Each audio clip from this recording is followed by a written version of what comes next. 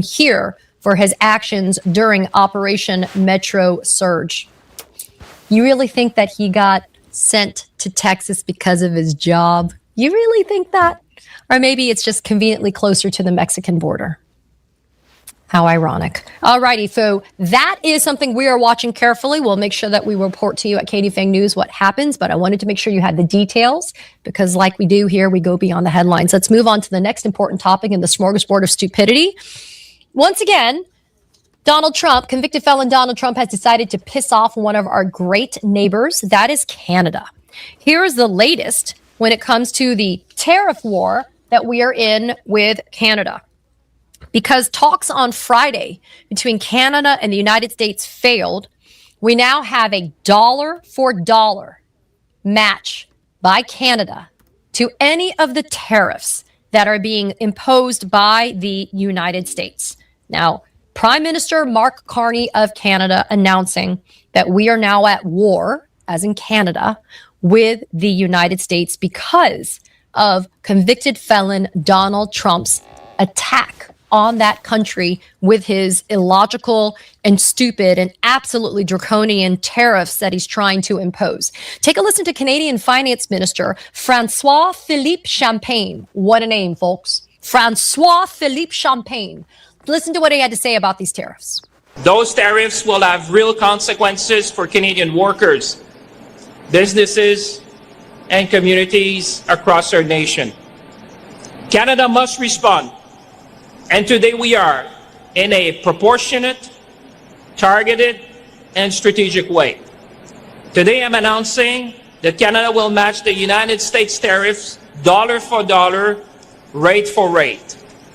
Effective September 8th, Canada will impose counter tariffs of up to 15, 25, or 50% on $27.6 billion in imports from the United States of America. For each product, our tariff would match the American tariff on the same type of Canadian good. Join the world's #1 RPG game. Yeah, Pitt, I think I lost service some kind of. Download now. Sex. I said it. Now you're probably thinking about it. And that's how it starts. Your brain fires, signals shoot through your body, nitric oxide gets released. It's all chemistry, and it starts in your head. The brain is the biggest sex organ.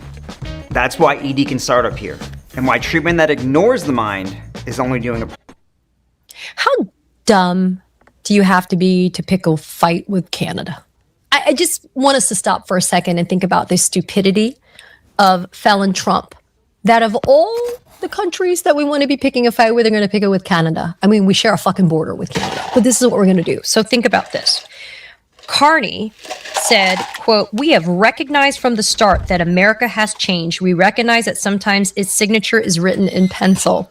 But let's talk about the details, folks. Ready? Canada says that their retaliatory tariffs will be as high as 50% beginning on Tuesday, which is today. September 8th. The tariffs that we just heard from the Canadian Finance Minister, 50, 25, and 15% will be on about 700 products. The most significant is a doubling of the tariffs on, ready? American steel and aluminum. That will be 50% tariffs. Many of the American products Canada will now tax will mirror the Canadian exports that are being hit with these new U.S. tariffs that have been imposed by Trump, including clothing, forestry products, tools, and electronics, including smartphones. But Canada is tagging the U.S. on Canadian tariffs for things like dishwashers, washing machines, and stoves. The new tariffs account for $20 billion of the $382 billion of the products that Americans bought from Canada last year and cover a wide array of goods from, ready, fake mustaches to dog leashes. But again, we are now in a war with Canada because of Trump's dumbass tariffs. Take a listen to Ontario Premier Doug Ford and his message to felon Trump. Did the Prime Minister tell you to ask you to tone it down a bit? No, he didn't. I'm not going to comment, but he wasn't against that. And I have a lot of real estate on my ass, so he has a lot of room to kiss my ass. So... I'm telling you, man, the Canadians, they got some balls. So this is also the reaction that came from felon Trump to this war with Canada. You would think that maybe perhaps cooler heads would prevail. Maybe he would listen to the counsel of some smarter people. I'm not sure if they exist in this cabinet that would say, you know, President Trump, this is not smart to be picking a tariff war with our neighbor, Canada. Instead, look at this headline. What is he trying to do? Trump is now announcing he is giving serious consideration to renaming Lake Ontario Lake America. Smash that like button, yo. The fucking delusion is crazy. Smash that like button, double tap that screen. Let's get these numbers up. Last night we had like 600, almost 700 likes. So let's not play around. Let's get down to business. In an attempt to rename that lake, like he did to the Gulf of Mexico, to the Gulf of America, he posted on Truth Social an altered map of the lake, and he said that the lake is now called Lake Ontario. I mean, that's my point, right, folks? That is how this petulant child toddler in chief is reacting to this war with Canada for tariffs. Y'all, let me know in the chat what the hell is going on and whether or not you're going to start feeling the impact of this starting September 8th, because I suspect it is going to be not so great for us as we continue to tick every day, dollar for dollar, $100 billion plus for the illegal war with Iran, which, yes, if you were not paying attention, we are still in that illegal war with Iran. Let's move on. In the next headline in the smorgasbord of stupidity today, measles. Check out this headline. 2 unvaccinated people have now died from measles in Pennsylvania. Pennsylvania is reporting its first measles death in 2026. 2 unvaccinated people in Pennsylvania have died after contracting measles. These are the first deaths that have been reported in the United States this year. Those 2 people are from Lancaster County. If any of you are from Pennsylvania and you want to add a little bit to what's happening here, please chime in and let us know in the chat. So Lancaster County has a large Amish population, a community there. It's the first measles-related fatalities in 35 years and is part of a larger outbreak that is happening in that state. Right now, Pennsylvania has more than 390 cases of measles across 28 counties, all in people who were not fully vaccinated. A third of those affected are under 18 years of age, and nearly half are coming from this county in Pennsylvania, Lancaster. Pennsylvania Governor Josh Shapiro made it clear that the illness and death are preventable because we have the tools to protect the people. Now, here's the crazy thing. The United States declared measles to have been eliminated more than 25 years ago.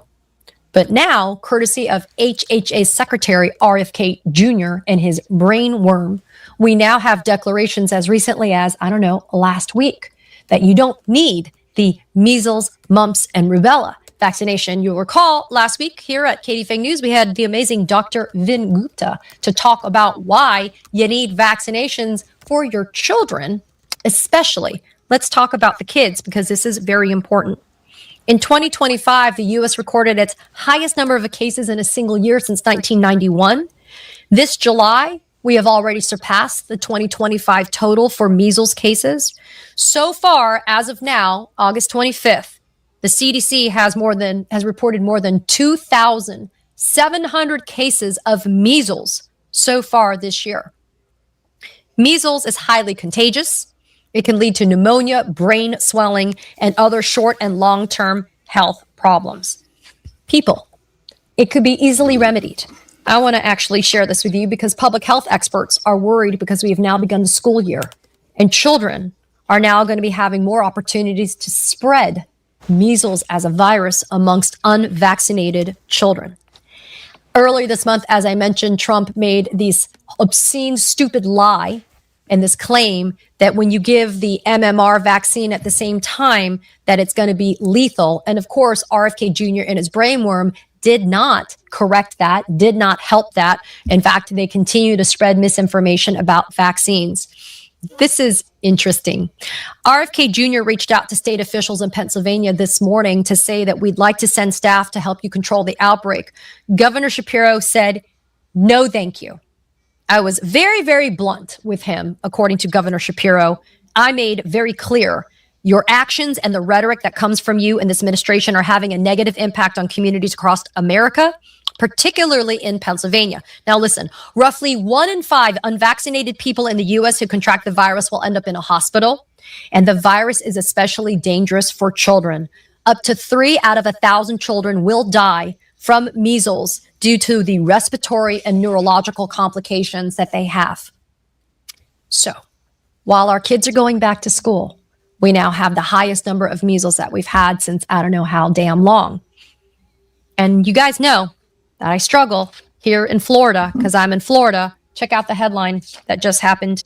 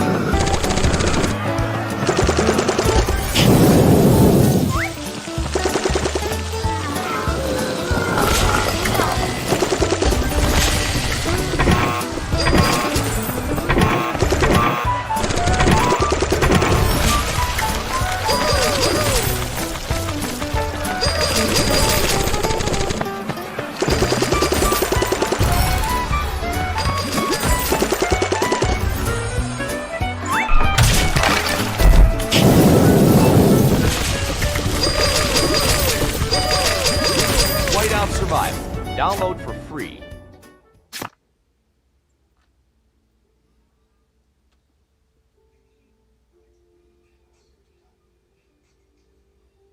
This settlement check completely changed my life, and it came from a car accident I almost forgot about. I never imagined something this big could come from an accident that felt so small at the time. If you've been in any kind of vehicle accident in the past 2 years, even if you think it was minor, even if you were just a passenger, you might be entitled to far more than you realize. Here's my story. I was stopped at a red light when, bam, a distracted driver slammed into me from behind. My neck felt a little stiff, but the car seemed okay. We exchanged info and I drove home. Big mistake. Over the next few weeks, the pain got worse. I started missing work. My car developed issues I hadn't noticed right away. The insurance company tossed me a tiny offer and basically said, take it or leave it. I almost did. Then my sister's boyfriend, Marcus, told me about something called free case evals. He said, dude, just answer 4 questions. What's the worst that could happen? At first I thought he was exaggerating, but he had used the exact same tool after his own accident and told me it changed everything for him. So I clicked the link, answered 4 simple questions, and in less than 30 seconds, it told me I might actually qualify for a real settlement. I figured, yeah, right, but I had nothing to lose. A couple of months later, I was holding a settlement check that was dozens of times higher than what insurance first offered me. And here's where it gets crazy. I shared this tool with 5 people I know who'd been in accidents. My coworker Diana, just a passenger in an Uber, thought she had no case. She ended up with a life-changing settlement. My neighbor Kevin thought his accident from over a year ago was too late. It wasn't. My cousin Ashley, a bike accident with a car door. My buddy Ryan swore it was too minor to matter.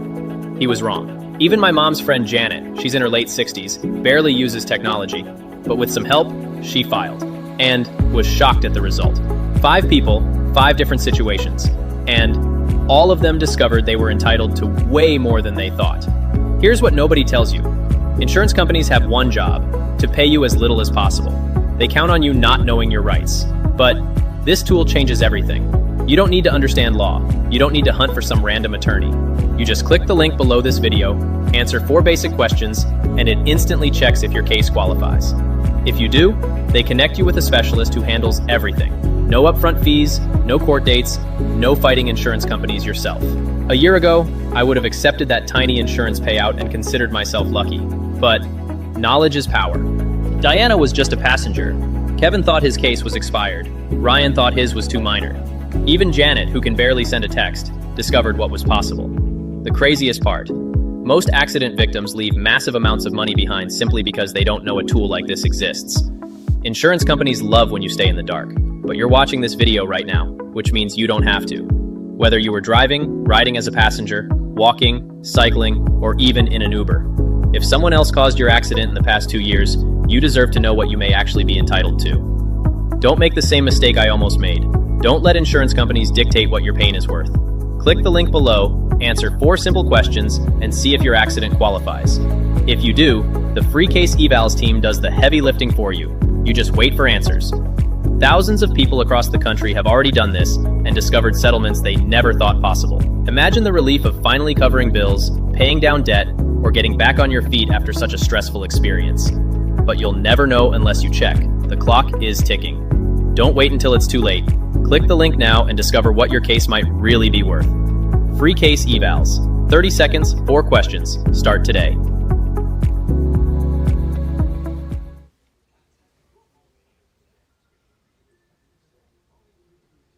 Today. Florida, and that man on your screen is our Surgeon General, Joseph Ladapo. He's fucking crazy. He now says that the state wants to remove 4 immunizations from entry requirements for children to enter from pre-K to grade 12 at both public and private schools. The Florida Department of Health is proposing a rule to remove hepatitis B, varicella, commonly known as the chickenpox virus, type B, influenza type B, and pneumococcal conjugate vaccines in order to be able to go to school. As we know right now, you have to actually have those vaccines for entry into the public schools. There is a religious vaccine exemption right now if the immunizations conflict with the religious tenets and practices of the child's parent or guardian. But they want to just get rid of the need for vaccines. Chickenpox, people, to be able to go to school, both public and private, lest you were wondering if that was going to happen to you in private schools. Listen to what Dr. Ladapo had to say about vaccines. This is what he said last September. He said, we have to roll back all vaccine mandates in the state of Florida. Quote, every last one of them is wrong and drips with disdain and slavery. Who am I to tell you what your child should put in their body? I don't have that right. Your body is a gift from God. Shit, you know. In response, the American Academy of Pediatrics president, Dr. Susan Cressley, said the move will put children at risk of getting sick. The AAP believes every family should have access to immunizations to keep their community healthy. Schools are an important part of that community. We are living in an upside down world of craziness, that this is happening right now, that people are actually dying from measles in 2026. You want to know how stupid the smorgasbord is? Take a listen to some Trump supporters talk about vaccines. Totally against vaccines. Well, you're against vaccines? Absolutely, 100%. All vaccines? Well, every single one of them. They're poison. All vaccines are poison? Yes, they are. What about polio vaccine? There hasn't been a case of polio in how many years? Since 1960? Since the vaccine.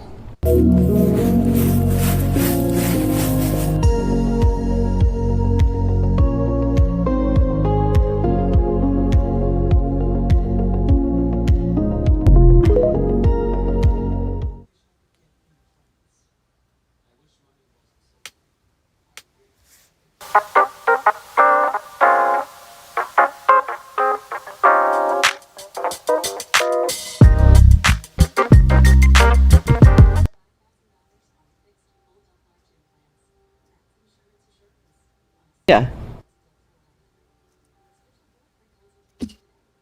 You can't fix stupid, can you? I can't cure stupid. I can make sure you don't get measles, right?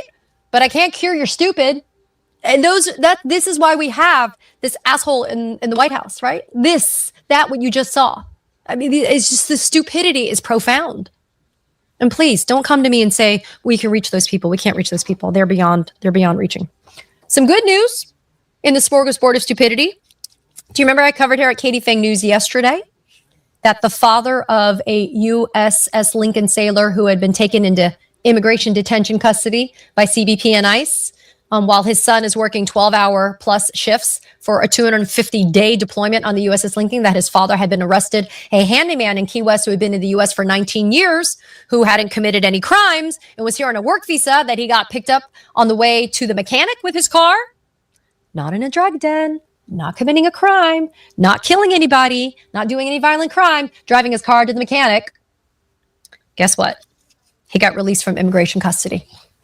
Here's the latest. Father of Navy sailor aboard USS Lincoln released from immigration custody. Now, here's what's interesting. His son, and thank you for your service, Joshua Aviles, posted today on social media that his father was released from federal immigration custody. An immigration judge dismissed the case just yesterday on Monday against Luis Manuel Aviles. And this was just hours after he was booked into a detention center here in Miami. An immigration attorney for military families, Margaret Stock, telling the news that the rapid succession of filed and dismissed charges is, quote, super unusual. I'd like to think that because we covered it here and because we made such a big public uproar about it, that maybe that helped contribute to the case being dismissed. I don't know the details, so I don't want to speculate, but I'd like to say that if we can channel this energy, this outrage that we have, and we can do it in a way that uplifts and hopefully be able to amplify the stories that we are seeing about these detention centers, then maybe that will help. Because this was good news, because it was horrible news that this is how we're treating our active service members that are in, doing their duty and their patriotic duty over in the USS Lincoln, that we're sending them to die in this illegal war against Iran, that we're not treating them properly when they do come back because we don't give them enough veteran support, and then we're arresting their spouses and their family members.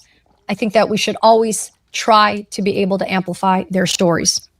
Now, back to the bad side of the smorgasbord of stupidity, the latest in the Kennedy Center litigation. Shout out to my good friend and colleague, former Ambassador Norm Eisen at Democracy Defenders, who I work with.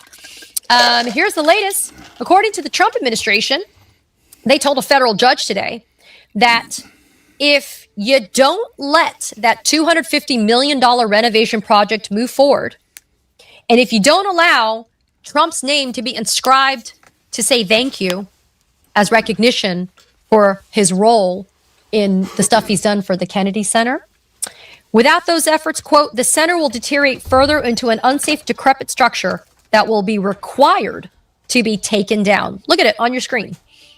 Without those efforts, the center will deteriorate further into an unsafe, decrepit structure that will be required to be taken down with a determination to follow what to build on the site, such as a large amphitheater overlooking the Potomac River that has been proposed. Such a replacement will fail to adequately honor President John F. Kennedy, but would be simpler and more economical to build, operate, and maintain. Folks, I can spot a threat from a long ways away. Would you be stupid enough to put into writing something that sounds just like felon Trump's language, and you would present it to a federal judge? Because remember, a federal judge last month said, take the damn man's name off of the Kennedy Center. I was just there for my hearing in front of Judge Sullivan about a week and some change ago. And I was staying about very close by to the Kennedy Center. And I went there and the tarp was there and you still couldn't see any confirmation that that asshole's name was taken off the outside of the Kennedy Center. But this judge ruled that Trump's name had to be taken down. And even though the Kennedy Center was appealing this decision, they have now made this filing in federal court. That is a threat. That if you don't allow his name to stay on it, that it's going to be so decrepit that you're going to tear it down. I mean, that's how they operate, right? It's a mafia. They operate like a mafia. It would be sad or unfortunate if something were to happen to your wonderful business. So you have to pay for safety and security, right? That's what you have to pay. It's just, it's just a little toll that you got to pay. The same shit.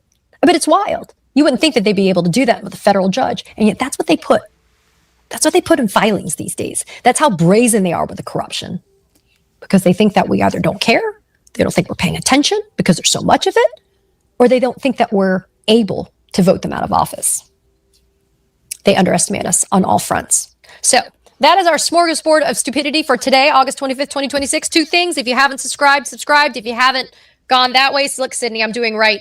Flash that QR code, go and pick up and start making sure that you're following us on the pod as well. Again, we're on a campaign to hit 1 million subscribers by the end of 2026. But now to the latest, and I suspect a lot of you are here to hang out with me for this. Let's talk about the latest in my lawsuit against Todd Blanche. We've had a flurry of activity in the last 24 hours. So here we go. As you know, Todd Blanche was supposed to produce unredacted, handwritten FBI interview notes of a victim who alleges that when she was just 13 years of age, that she was sexually abused and battered by convicted felon Donald Trump. Blanche refuses to turn over those unredacted interview notes. Footnote, Those unredacted interview notes made it to the internet. They were eventually taken down and put back up as redacted, but there is some confirmation that they are out there in the public ether. I am very well aware of it. I talked about it on Substack earlier today. But some weird filing made it to the docket in my lawsuit yesterday. Let's pull it up, Sydney, and show all of our great followers here. It's entitled Defendant's Notice of Appeal. Now, here's what's crazy. It says that the defendant respectfully files this notice of appeal to the United States Court of Appeals for the D.C. Circuit of this court's June 25th, 2026 order. And for those of you that have been following along, that is the order granting my preliminary injunction that ordered Blanche to do and produce a myriad of things. Now go back to that notice of appeal, because this is weird.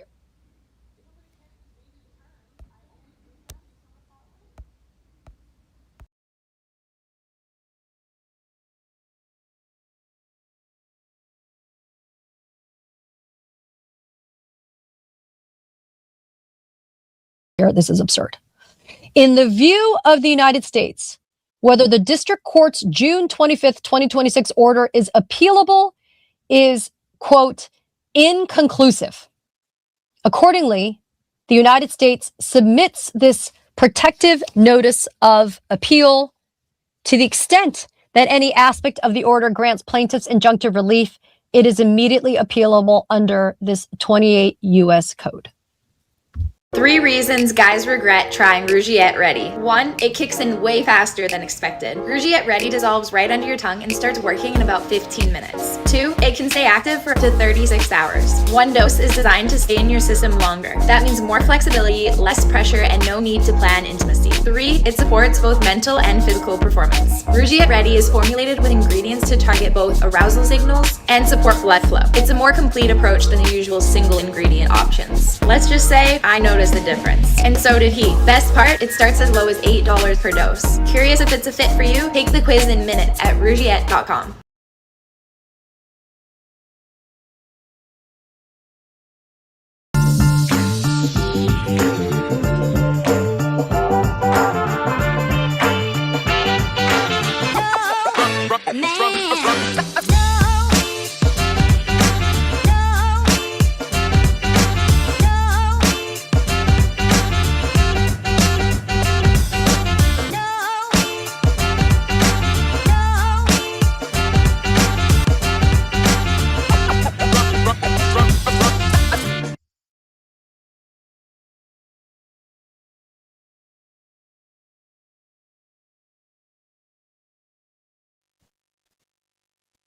As a lawyer who has practiced for decades, I have never filed a notice that says that I don't know if I should be filing the notice of appeal. I want to remind you that the Department of Justice is the largest and most powerful law firm in the world, or at least it used to be, until it was decimated by this administration. But I will tell you, it is a humiliating act of professional conduct to file on the docket a notice that says that you're not sure if you should be appealing or not. Shit, you not. That's exactly what that says. It's inconclusive. In layman's terms, I have no idea what I am doing, is what Todd Blanche is saying. But I'm going to file this notice of appeal just in case I get it right. I guess this asshole thinks he has a 50-50 chance of actually getting it right, that he should be appealing. And look, do I think he should be appealing? It's a 60 days from the date of the event that theoretically fell on Sunday. So he had until yesterday on Monday to do it, because under the rules of computation in federal court, if the deadline falls on a weekend day, right, you can do it on the next business day.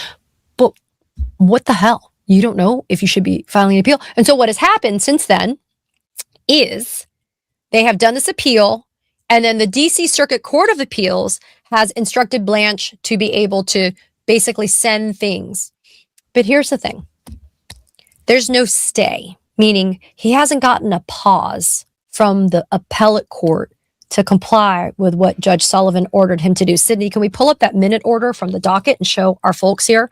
On August 21st, Judge Sullivan said, in light of Katie Fang's notice of proposed order and notice regarding handwritten FBI interview notes, the defendant, Todd Blanche, shall submit a response by no later than August 27th, and plaintiff, which is me, shall submit a reply no later than September 3rd, 2026. And for those of you that may not recall this happening last week, I filed a notice of a proposed order that should have Todd Blanche sign a sworn declaration as to how he went about doing a redaction log in this case. But I also filed a notice to the court that called out Blanche for being a liar about the submission or the publication of handwritten FBI notes that had been redacted. As you recall, his lawyer, Andrew Block, came to court at that status hearing, and when asked by Judge Sullivan, well, have you published any handwritten interview notes from the FBI that have been redacted? Block said, no, I don't think so. And that was not true. In fact, we gave specific concrete examples to the tune of more than 100. And we filed that with the court, and that was the judge's response. He was pissed. He said, in light of what Ms. Fang has said, which is correcting the record because you made an affirmative misrepresentation, I need you to be able to file a response. And you got to be able to give over these notes. So I ask you, if you think you're in the right and you think you haven't done anything wrong, and if you think you're in full compliance, why are you appealing? It is more efforts to conceal, cover up, and hide. It's more efforts for them to not give what they're supposed to be doing pursuant to the Epstein Files Transparency Act. And that is a problem because until you get a stay from the court, you got to comply with the court's orders. And I don't see the appellate court entering a stay. I haven't seen them ask for a stay, and I certainly haven't seen them ask for a stay from Judge Sullivan, at least in the last 24 hours.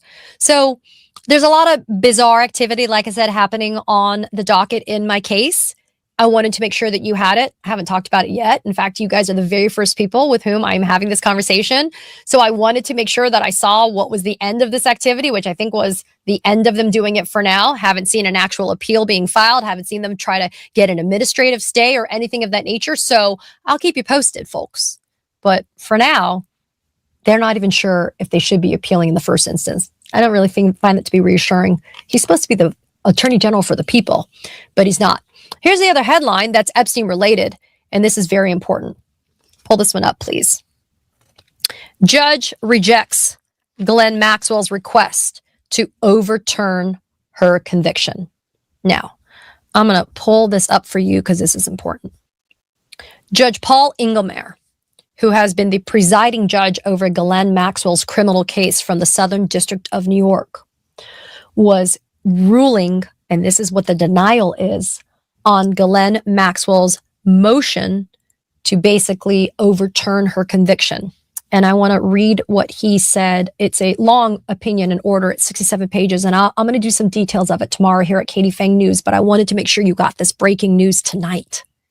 Judge Engelmeyer says that Ghislaine Maxwell has challenged her 5 felony convictions, quote, all arising from her participation with the notorious pedophile Jeffrey Epstein, the judge's own words, in the sexual abuse of young girls over the course of a decade. On December 29, 2021, the jury convicted Maxwell of those offenses based on trial evidence of her guilt that was overwhelming. It included the testimony of multiple victims recounting abuse by Epstein and Maxwell, plus extensive corroborative evidence, documentary and testimonial. On June 28, 2022, the Honorable Allison J. Nathan, who presided over that trial, sentenced Maxwell principally to a term of 20 years of imprisonment.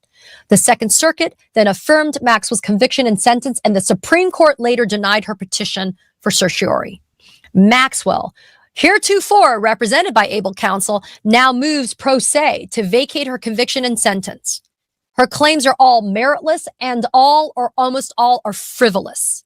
The vast majority are procedurally barred, either because she made and lost those same arguments on direct appeal, or because she could have made these arguments on appeal but chose not to do so.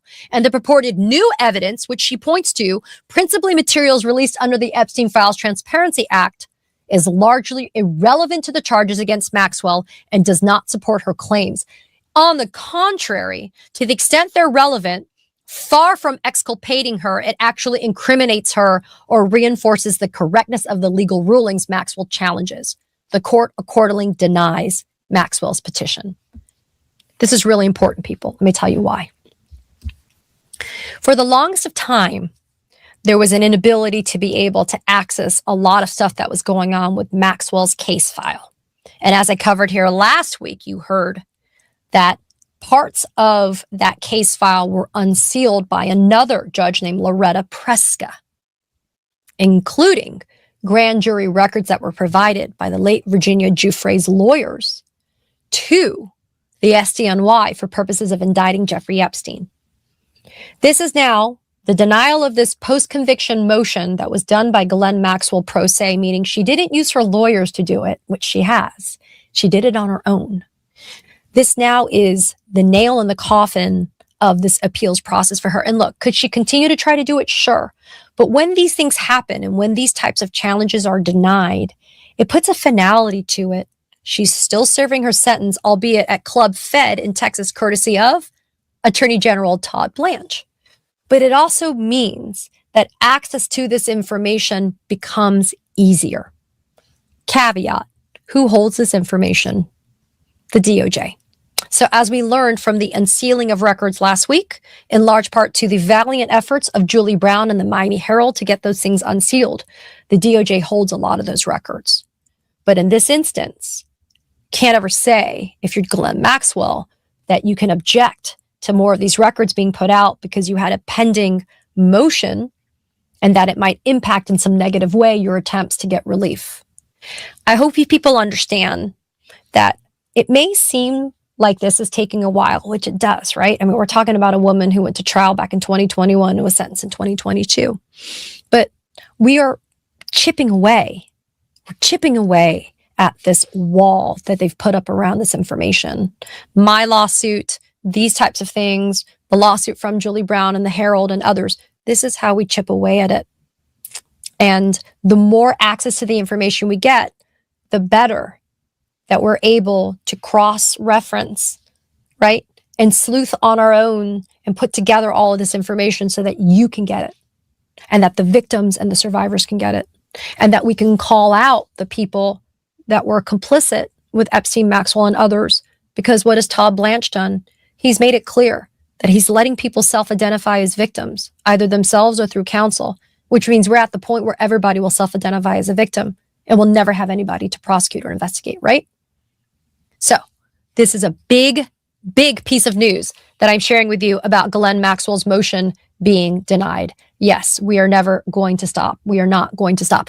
What we are going to do right now is, and you're going to stay with me because I have some more news on the other side. We are going to hear from a few of our sponsors for Katie Fang News. We are grateful for them, love their products, and we're grateful that they support us because it helps me do my job. It helps me be here with you as an independent journalist. So take a quick listen to our amazing sponsors of Katie Fang News.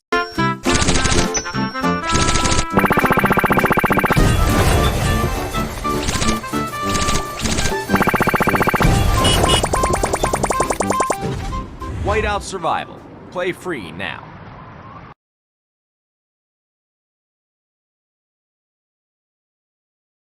You can now trade on tennis live, directly on Polymarket. Choose your position and live stream while you live trade all in one app and choose when to cash out to close it out. New Polymarket customers get $20 toward their first trade with code LIVE20.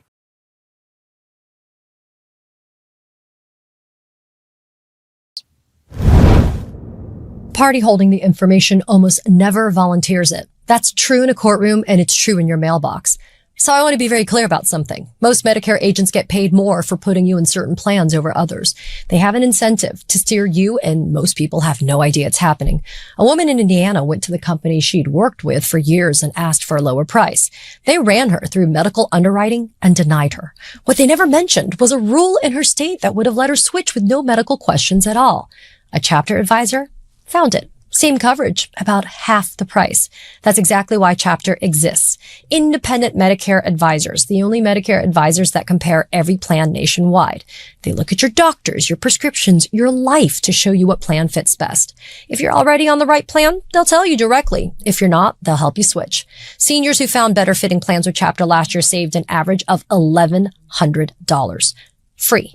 Under 20 minutes, call 628-289-0726. Get the Medicare information and support you need today. As our daughter gets older, my husband and I talk about how important it is that we have life insurance. And I've spoken with you before about when we lost my father, that issue, the life insurance became incredibly real and incredibly important.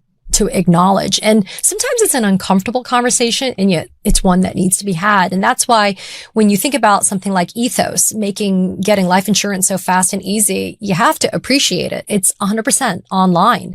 You get your quote in seconds, the application minutes, and you get same day coverage. There's no medical exam. You're just answering a few simple health questions, and you can get up to $3 million in coverage with some policies as low as $30 a month. So take 10 minutes to get covered today with life insurance through Ethos. Get your free quote at ethos.com/FANG.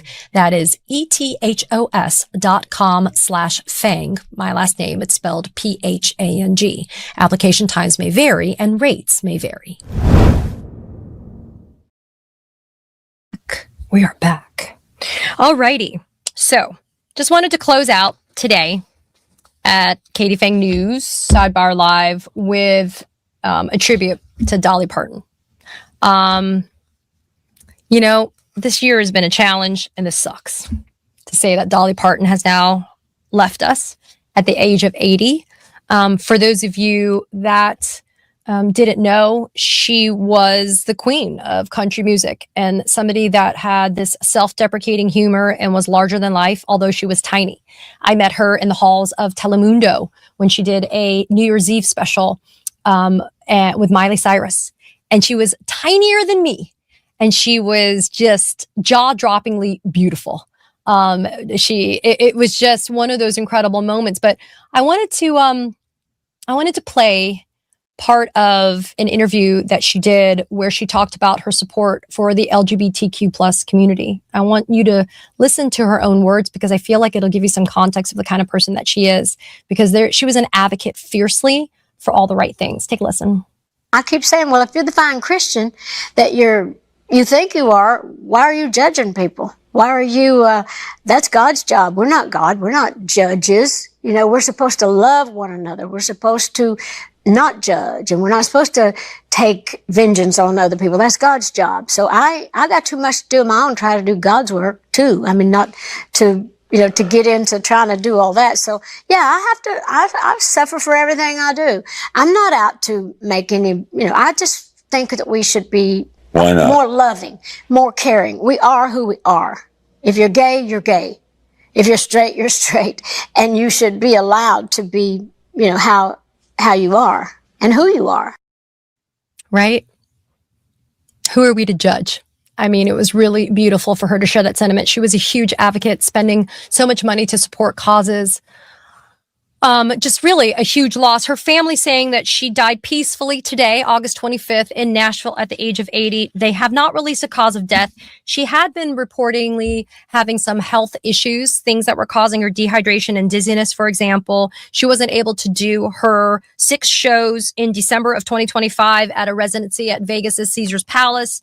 And even as recently as this year, she was an active participant in some projects, but she was unable to make some appearances.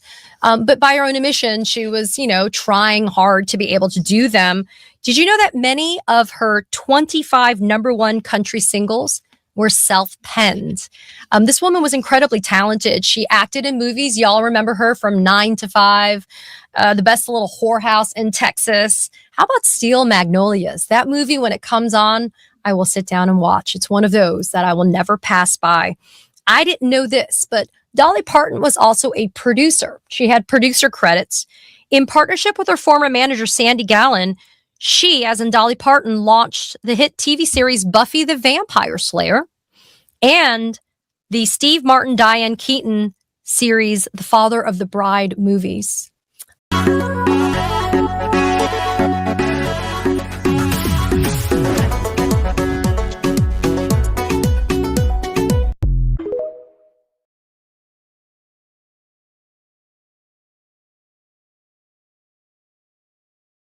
Shine, shopping online.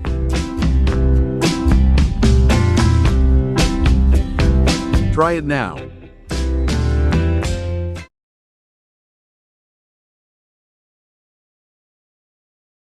Also starring my good friend, B.D. Wong, if you'll recall him in those, as well as Martin Short. But I did not know that she was a producer of those movies and TV series.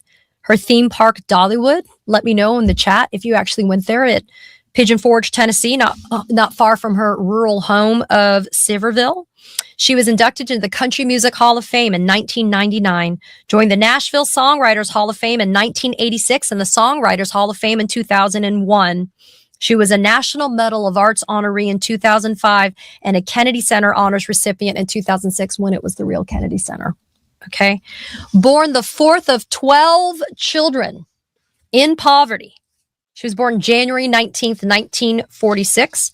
She was raised in a Pentecostal Church of God in an incredibly religious and musical family. She began performing as a child. She performed on the Grand Ole Opry stage when she was just a teenager. She logged more than half a dozen number one singles through the end of the 70s. You may recall Islands in the Stream with the great Kenny Rogers, as well as the Bee Gees with Barry Gibb producing that song. And in her later years, she and her charity Dollywood Foundation were active in several charitable works, encouraging literacy, the Imagination Literacy Foundation that she did, and she combated the spread of HIV and AIDS. Her husband, Carl Dean, died in March of 2025 last year at the age of 82. The family has asked if you are interested to make donations, please, to her Imagination Library, which she said was a huge contributor. She did it because of her late father, the Imagination Library being something that she thought was incredibly important. I wanted to just leave y'all with a couple of quotes from the Tao of Talia, as the Rolling Stone is calling it. She said, I always count my blessings more than I count my money. I don't work for money, never did. It was the art, it was the job. I loved the work, and I've done well, and I'm thankful for it. She said, my dream was always to make as many people happy as I could in this life. She also said, of course, Black Lives Matter. Do you think our little white asses are the only ones that matter? No. She also said, I look totally artificial, but I am totally real as a writer, as a professional, as a human being. A rhinestone shines just as good as a diamond. She said, I joke with God. He don't ever say nothing back. And when asked, what are your favorite names? What do you think she said? Jolene, Jolene, Jolene, Jolene. And then I'll leave you with this last one. She told Oprah, I ain't never going to be old because I ain't got time to be old. I can't stop long enough to grow old. I'm just going to be the best I can be at whatever age I am. May she rest in power. Dolly Parton, leaving us at the age of 80, the queen of country music. Folks, let's be the best that we can be at whatever age we are. And let's make sure that we do our best every day. Thanks for joining me here at Katie Fang News. It's a privilege. I know there's other things you can be doing, but you being here with me is the best part of my week. I'll see you here tomorrow at Katie Fang News for more episodes. Please support by liking and subscribing. And please also get that QR code. Why don't you take a picture of it with that camera? And why don't you subscribe to the podcast? It would make me and a whole bunch of other people happy. But I'm grateful for you always. Thanks for joining me.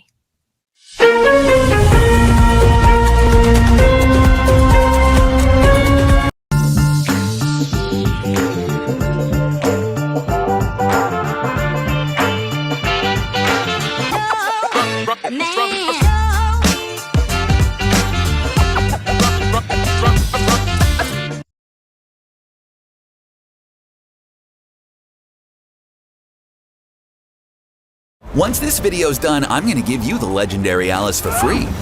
The 3 game modes Alice truly shines in. Number 3, Farming Campaign. Alice can solo her way through the levels.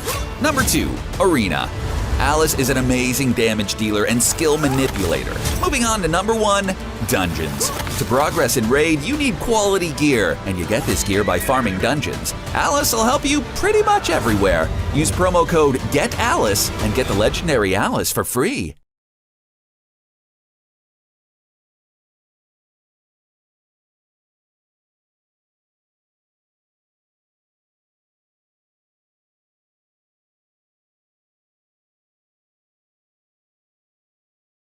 This is Democracy Watch. Mark, it looks like Donald Trump just got bad news about his illegal executive order from his own party. So I'm going to throw to a clip right here. Secretary Schmidt, let me start off with you. A series of lawsuits had been filed, including one from your state. Are you confident that the courts are going to strike down the president's order? And what happens if they don't?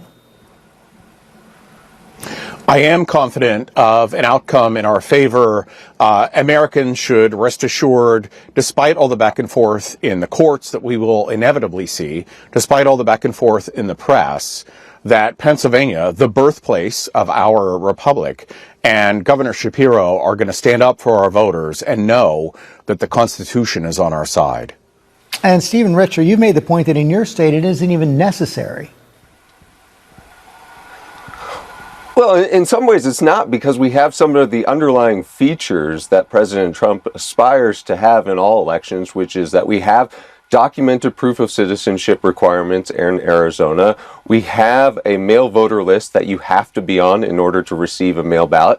And of course, we, like 46 other states, have intelligent barcodes that allow voters to track their ballots and allow election officials to track those ballots too. So while I agree with some of the elements in the executive order and some of the aspirations, the form does matter, and I agree with Secretary Schmidt that this is probably going to be enjoined very quickly. I think someone on the internet said this will be enjoined faster than a cheat on speed or something like that. You guys seem pretty confident of that. Mr. Schutz, so what is your biggest worry going into November? The president has taken several steps to sow doubt about the election returns.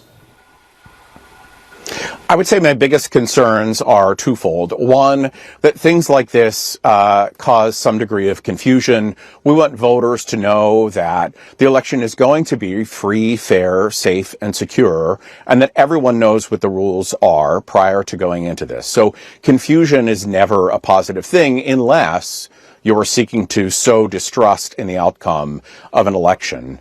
Otherwise, our election administrators in our 67 counties in Pennsylvania and our Pennsylvania Department of State prepare for every conceivable problem or issue that might occur on Election Day or leading up to Election Day.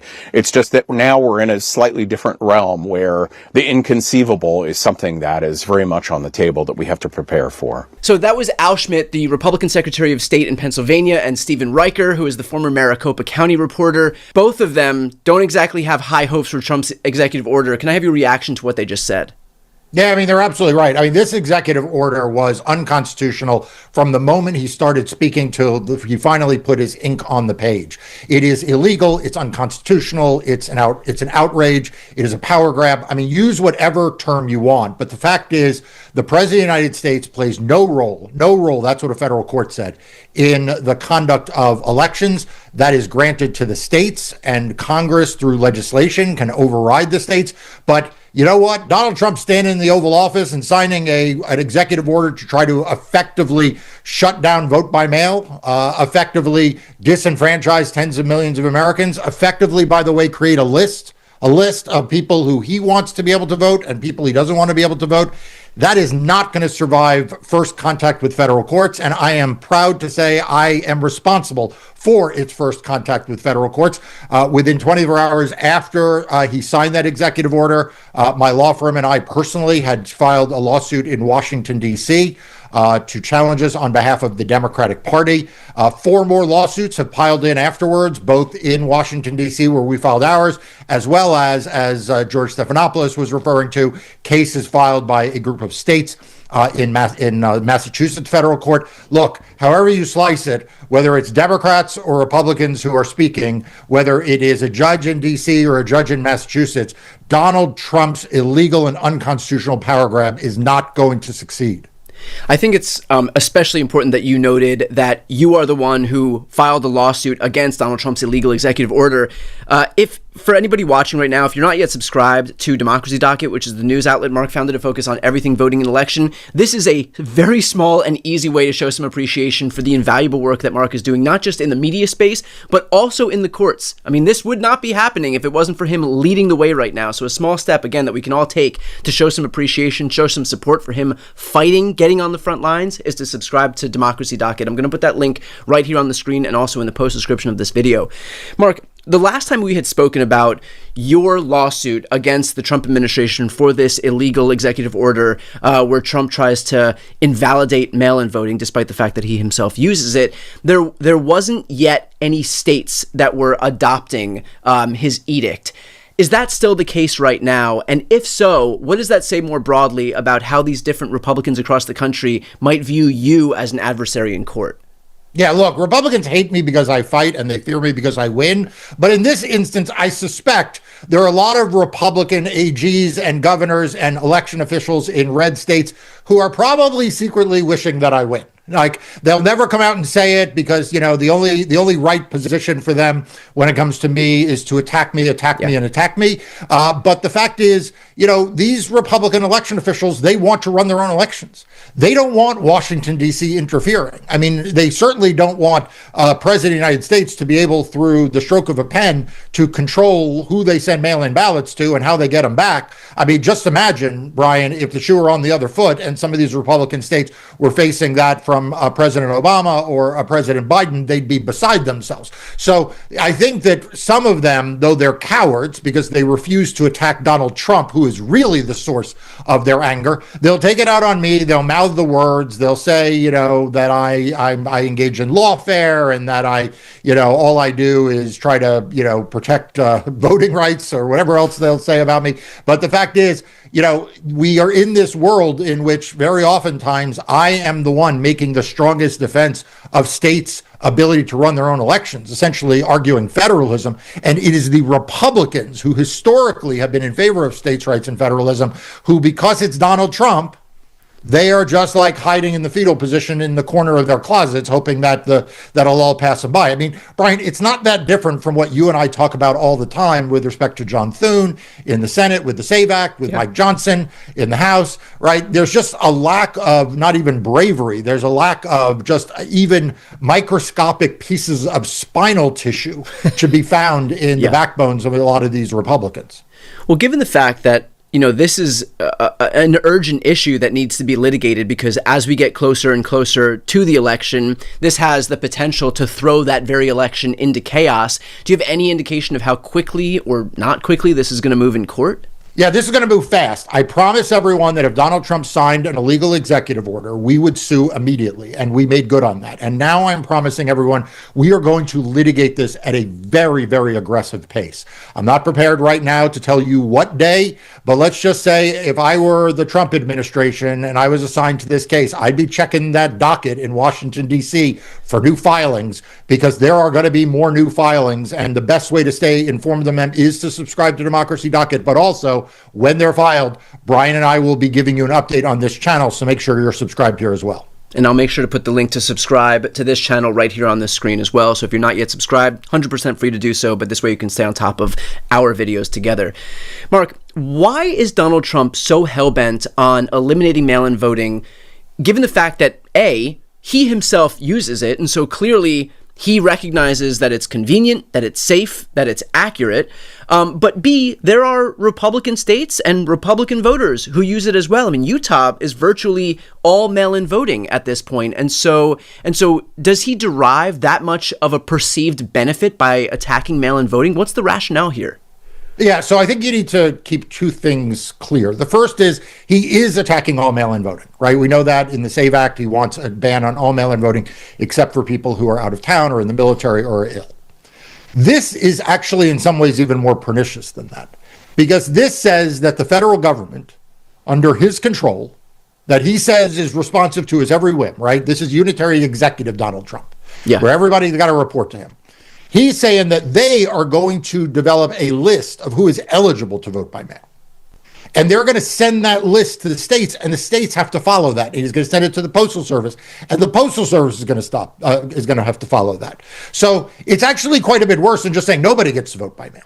Right. It basically says you get to vote by mail if you're on Donald Trump's list of people who get to vote by mail. Well, and look, Brian, I'm sure that list is going to be fair and judicious, and have, if there are more Democrats, I'm sure that he'll count all those Democrats, right?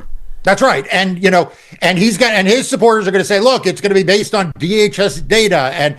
And Brian, I shared with you, as we were preparing for this, in a court hearing in which my team was recently involved in Rhode Island, you had I think the number 2 or a very senior person in the Civil Rights Division of the Department of Justice standing up in court and saying that the DHS database, the citizenship database that they're going to use, is 100% accurate. And the judge, you could see, I mean, from the transcript, is like falling out of his chair, like, I'm sorry, have we not been seeing report after report after report of U.S. citizens being wrongfully flagged and, and treated as if they are not citizens? I mean, Brian, the error rate here is not an accident. It is the point, right? It is the thing that gives the excuse structure for Trump and his minions. And again, remember, unitary executive, all these people who, we're now being told, oh, don't worry, it's going to be a bunch of career bureaucrats who are doing this. They all, according to Donald Trump, report to him. And we have seen in the most sensitive areas of the Department of Justice, criminal prosecutions, we have seen Donald Trump dictate what he wants done. If you don't think that's going to be happening with voting, then you're simply not paying attention to what's going on right now. My first instinct was to say, this is a slippery slope for Republicans, because imagine a Democrat comes into office and says, you know what, now that the federal government has the ability to make lists of who's an eligible voter or not, that could really backfire on the GOP. But the reality is we don't have the luxury of thinking to ourselves, let's just wait, allow this to go into effect, wait until a Democrat gets into office as if we're gonna manifest it into existence, because the whole point of this is to prevent a Democrat from ever being able to win. If Donald Trump has the ability to dictate who his voters can be, then that basically negates the ability of Democrats to win in the future. Yeah, I mean, one of the things that's driving me crazy is that too many people in this country, too many of the legacy media outlets, they just are acting as if what Donald Trump is doing is a sort of normal. Sure, they would say he's coarser, he's grosser, he's a norm breaker, to use a term but still all within the confines of politics as usual. Correct, exactly. And where is Donald Trump right now sending his minions to campaign? Where are they right now? What candidate? Is it a city auditor? Is it a county commissioner? Is it some special election in the United States? No. It's Viktor Orban. Yeah. Right. This is what they want. This is, the vice president of the United States is literally campaigning for Viktor Orban, a dictator in another country who is undermining free and fair elections. If that doesn't tell you what their mindset is, they don't want there to be free and fair elections. There are going to be elections, and Donald Trump can't cancel them, no matter what he muses. But Donald Trump can do a whole lot of things to make them less free and less fair. He can do a whole lot of things to seize ballots. We've already seen him do that in Fulton County. He can do a whole lot of things to try to prevent people from voting by mail. If you go back, Brian, to earlier videos of you and I predicted that Donald Trump would tell the Postal Service, don't carry mail ballots. That's a way they'd shut it down. So what now are we seeing in this executive order? Don't carry some mail ballots. Don't carry the mail ballots of people who are not on my list. This is just a further expression of what we have already seen, but it's not going to end here. It's only going to progress more and more, which is the reason why people need to stay informed about what is happening on this issue. I know there's a lot of other stuff going on in the world. Believe me, I know there's a lot of other things going on in your life. I understand that as well. But if you're not paying attention to what's happening to democracy, what Donald Trump is doing to free and fair elections, you're going to wake up next November and you're going to wonder, how the hell now do we get out of this mess? Mark, you said something months and months and months ago, maybe even years ago, that stuck with me.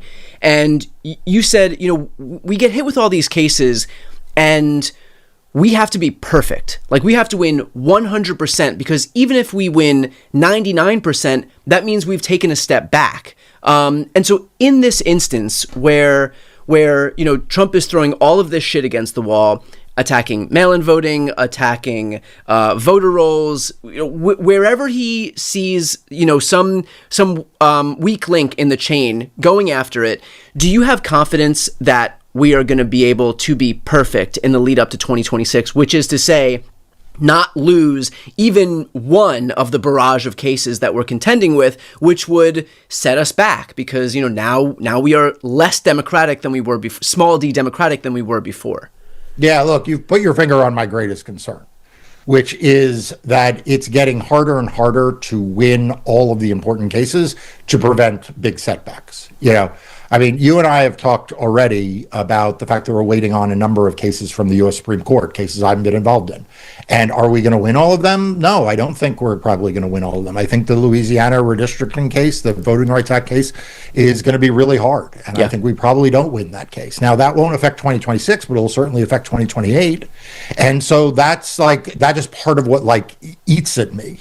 And it's part of what also motivates me, because the fact is we do have to be much, much better than the other side. We cannot afford to lose big cases. We can't afford to lose this case. I mean, this case, I'll just say it right here. If we lose this case and Donald Trump can decide whether you get to cast a mail-in ballot or not based on some list that his cronies put together, like we are in a different world than we have been in before around mail-in voting. And by the way, what he is saying is that is a list of people who are eligible to vote at all. Yes, he's applying it first to mail-in voting, but it won't be long if we lose that he'll say that also applies to in-person voting. And now you start to see the contours of what we are facing, which is Donald Trump seizing ballots, Donald Trump creating lists of voters who are eligible to vote or not, Donald Trump deciding what voting equipment gets to be used and what voting equipment doesn't get to be used, Donald Trump deciding whether you get to register or not, Donald Trump deciding whether or not you're a citizen, right? Birthright citizenship is, in fact, just another way of undermining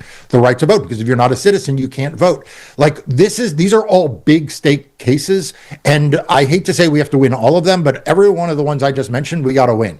And so that is my life's work. It is what I spend day and night working on. It's what I write about. It's what you and I talk about. This is now our 500th video, and it has been the work of your and my partnership together. And so I want to make sure people are subscribe to this channel if for no other reason than to get this series. Well, look, I know, that as we celebrate this 500th episode of Democracy Watch, on behalf of myself and every single person watching, we're talking about this pursuit of perfection in the courts. There is no one that is better poised, better positioned to be able to achieve that perfect record than you. So thank you for doing all the work that you do. Thank you for fighting for democracy on a daily basis. Thank you for litigating nearly 100 lawsuits that you're litigating right now. And again, for those who are watching, if you want to show some appreciation for the invaluable work that Mark and his team are doing, the best way to do that, the easiest and most simple way to do that, is to subscribe to Democracy Docket. Make sure to elevate his voice in this ecosystem. I'm going to put that link right here on the screen and also in the post description. And to see more episodes of Democracy Watch, that link's on the screen as well. I'm Brian Tyler Cohen. On to the next 500. I'm Mark Elias. This is Democracy Watch. With Liga MX live trading on Polymarket, the action doesn't stop when the match begins. It's just getting started. Make real-time predictions all match long. You choose when to cash out. Trade on every Liga MX match exclusively on Polymarket.